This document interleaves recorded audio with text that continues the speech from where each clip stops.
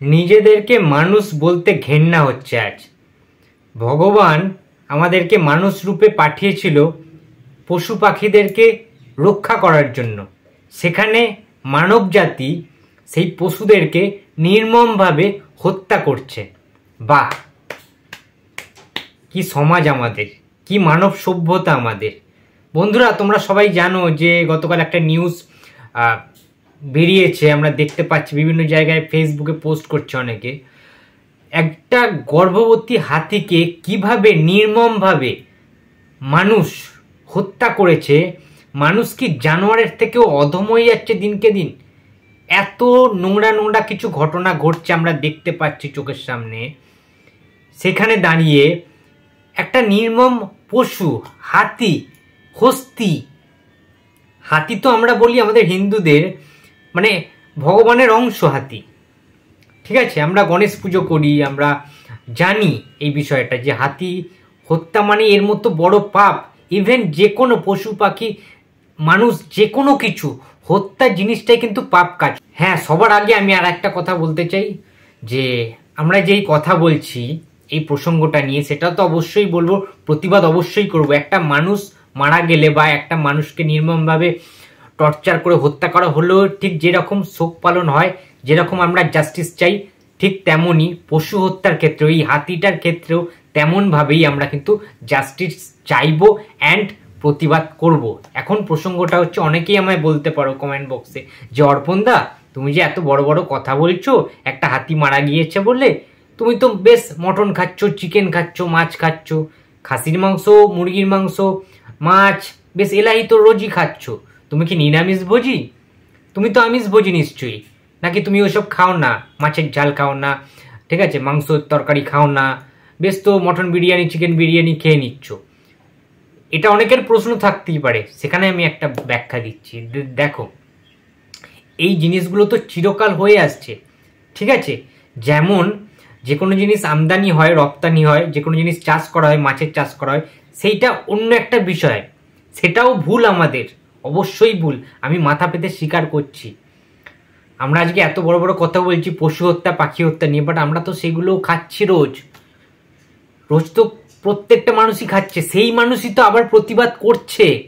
তাহলে সমাজে ভালো মানুষও কিছু রয়েছে, খারাপ মানুষও কিছু রয়েছে। প্রত্যেকটা মানুষ নিরামিষ খেতে পারেন না, আমিও পারি না প্রত্যেকদিন নিরামিষ খেতে। তাই এইখান থেকে আমি সত্যি একটা অপরাধী। যদি তোমরা বলো যে আমি আমিষ খাই, মাছ মাংস খাই, ডিম খাই, সেই জন্য আমার অপরাধ, ঠিক আছে, সেটা আমি হাত জোড় করে, মাথা নিচু করে আমি স্বীকার করছি, হ্যাঁ আমি সেটার জন্য অপরাধী।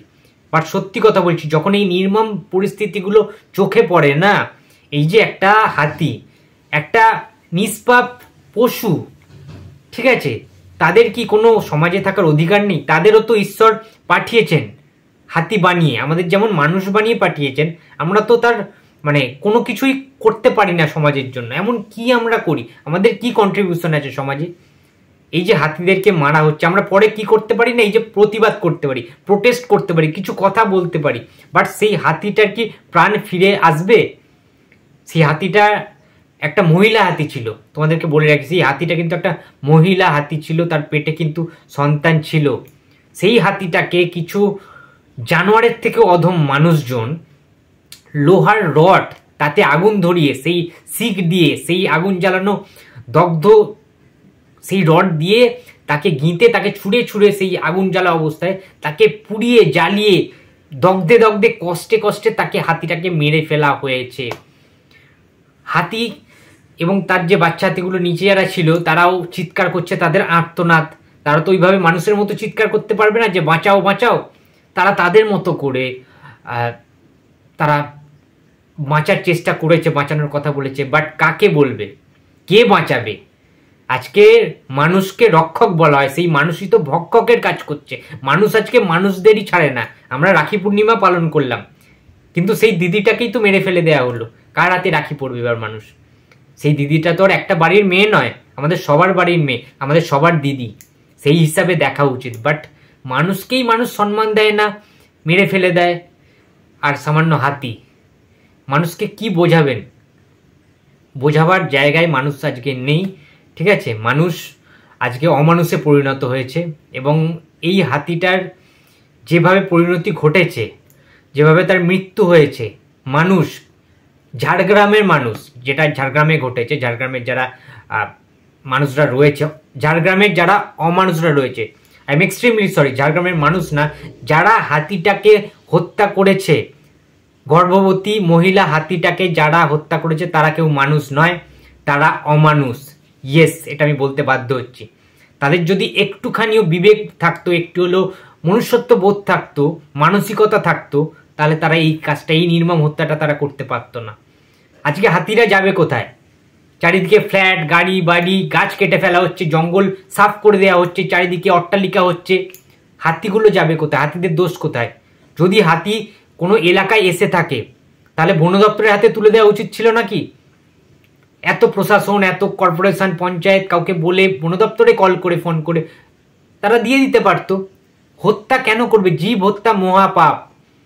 যে কোনো জীবজন্তু, আমরা বিভিন্ন জায়গায় ফেসবুকে আমরা দেখতে পাই কুকুর টুকুরকে মারা হচ্ছে, ঠিক আছে, বাজেভাবে, তোমরা জানো না যে মানে বিভিন্নভাবে আবার প্র্যাঙ্কও হচ্ছে এই জিনিসগুলো দিয়ে, উল্টোপাল্টাভাবে ঢিল চড়া হচ্ছে, ঠিক আছে, মানে যাচ্ছে তাই অবস্থা। মানে মানুষ বলছি না যে ধ্বংসের পথে ভাই চলে গেছে, যেটা আমি বুঝতে পারছি।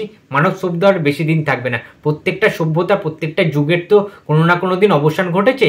তো এবারে হয়তো পালা মানব সভ্যতা, কারণ এইভাবে চলতে পারে না সমাজ, এইভাবে সভ্যতা অন্তত চলতে পারে না।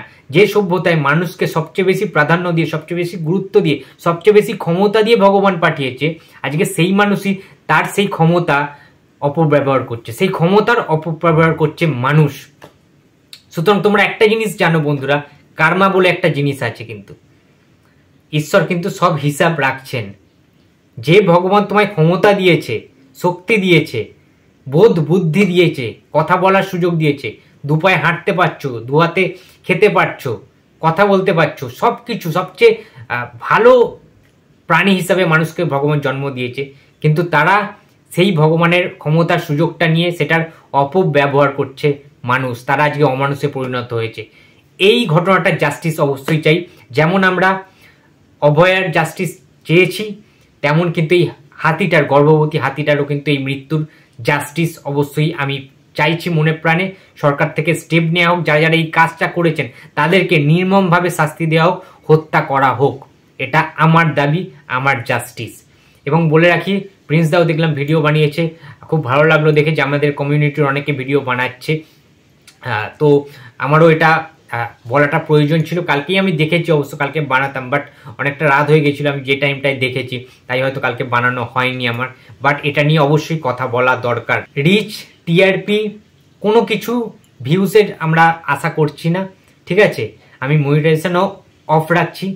এবং একটা কথা বলে দিই তোমাদের বন্ধুরা, এই ভিডিওটা তোমরা দেখে প্লিজ একটাই কমেন্ট করো, তোমাদের একটাই রিকোয়েস্ট, জাস্টিস ফর এলিফ্যান্ট, এটা প্লিজ কমেন্ট করো, তাহলে ভালো লাগবে জিনিসটা, যে মানুষদের প্রতি এই যে জাস্টিস ফর আরজি করে এত লেখা হচ্ছে, এই ক্ষেত্রেও যেন সেম জাস্টিস আমরা পাই।